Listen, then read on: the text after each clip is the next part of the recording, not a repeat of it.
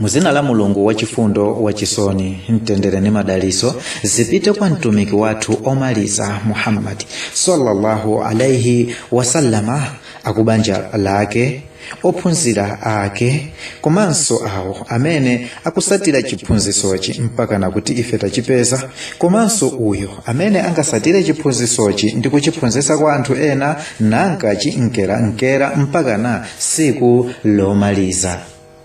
Pambuyo pa zonsezi, Azimayi ndi munthu wathu amene ali olemekezeka. Azimayi ndi amene ndithu amatisungira makomo kusunga banja, komanso mphunzitsi wa mmakomomu. Azimayi ndi chiyembekezo chathu chimene timayembekezera kunena kuti ndi mkulisi wa ana pa nthawi imene tachokapo pakhomo nkupita kukayendayenda kukasaka mariziki ndi zina zotero. Azimayi amasala pakhomo ndi ana, komanso ana amakomo oyandikira nakhala chiphunzitso chabwino, yetu chisanzo chabwino. Choncho chifukwa chokuti mwina anachedwa nawo machenjezo komanso chikumbutso kwa mayiwa, akutayirira mavalidwe ndipo akusiya njira ndi chiphunzitso cha mtumiki wathu Muhammadin sallallahu alayhi wasallama.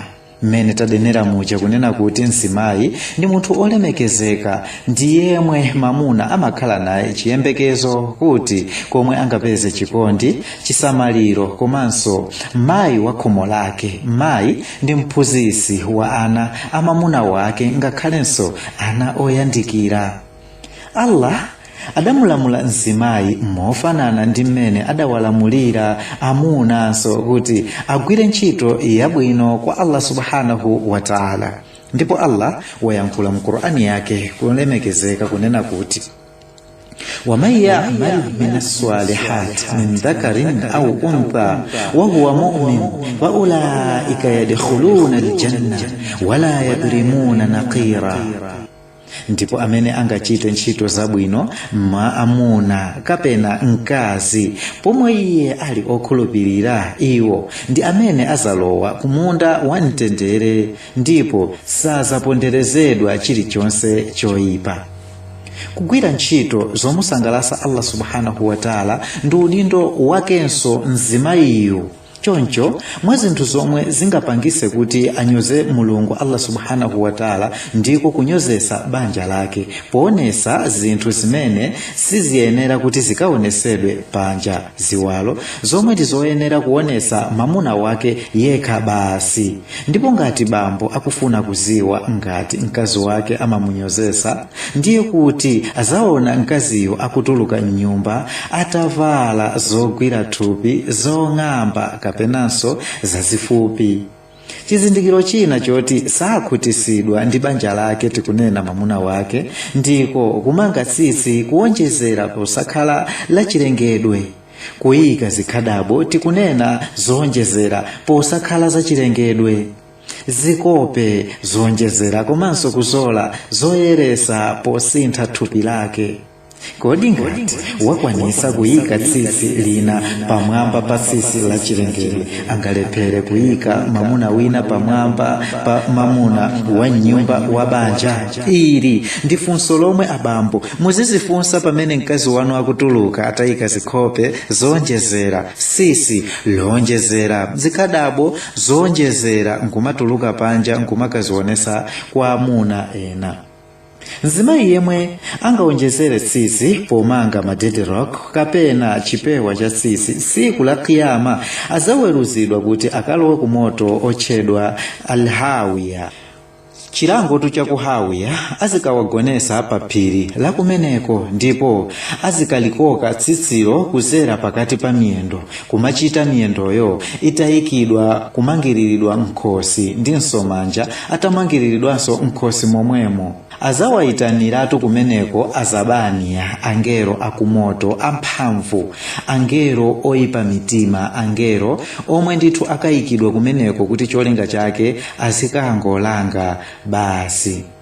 Mtumiki wathu Muhammadin sallallahu alayhi wasallama adatimvera chifundo potiziwisa kunena kuti tsiku lina lake zilipo zimene zidachitika, ndipo iye adanena kuti atulaitu finna faraitu akthara ahliha an-nisa. ndidaonesedwa ku moto ndipo ndidaona ambiri mwa omwe ali kumeneko ndi azimayi. Ngakhale mawuwa akubwera kamba kuti dziko lapansi ambiri ndi akazi, komabe kupewa kuli kwabwino kwambiri. Ndipo mtumiki yemwe uchanso adayakumbusa nthawi inake kunena kuti kullukum ra'in wa kullu mas'ulu an ra'iyatihi, ndithu wina aliyense mwa nonsenu inu ndi mdindo, ndipo wina aliyense azafunsidwa za udindo wake. Ndipo mzimayi naye azafunsidwa mmene adaonetsera udindo wake kwa mamuna wake komanso ana ake pa khomo lake. Ndikukhulupirira kuti mwamva ndipo mwakumbusidwa mokwanira, inu tumusintha. Komabe mudakali ndi kufunsidwanso kwina konena kuti muteteze akazi anzanu omwe ndi okhulupirira kuti asaonongeke. Ndipo mtumiki adayankhula kunena kuti al-muslim man salima al-muslimin min lisanihi wa yadihi, ndithu msilamu wabwino ndi amene amapulumusa msilamu wena kuzera mulilime poyankhula ndi kukumbusa mukuyankhula kwa anthu, wayadihi ndi manja ake pochosa zinthu zimene zayipazo ndi cholinga chopulumusa msilamu.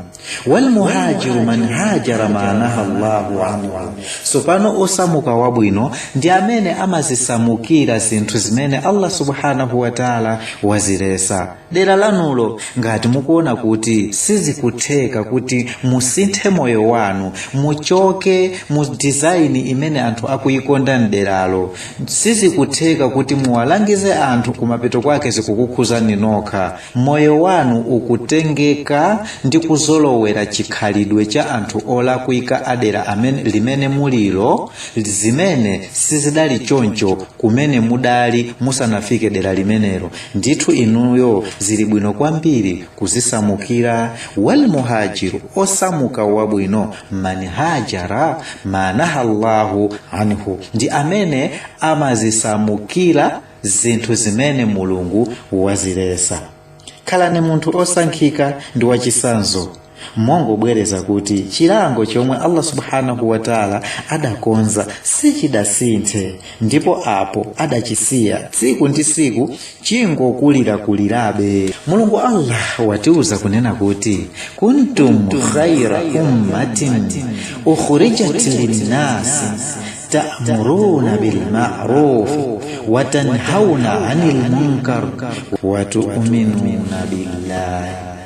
Inu asilamu ndinu mpingo wabwino umene wasankhidwa kuti uchite zokomera anthu onse, mukulamula kuchita zabwino ndi kulesa zoyipa, ndipo mukukhulupirira mwa Mulungu Allah.